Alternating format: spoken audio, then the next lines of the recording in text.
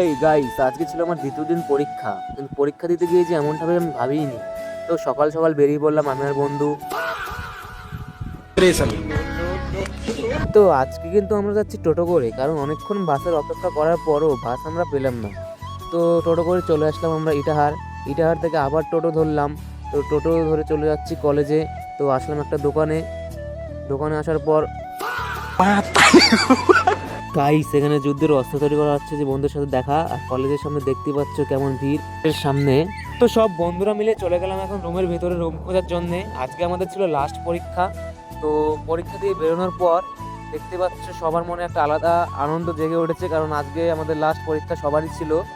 তো বন্ধুরা, এই কলেজের অ্যাম্বিয়েন্সটা কিন্তু খুবই সুন্দর। তোমাদের এর আগের ভিডিওতে দেখিয়েছি অবশ্য, ডক্টর মেঘনাথ শাহ কলেজ এটা।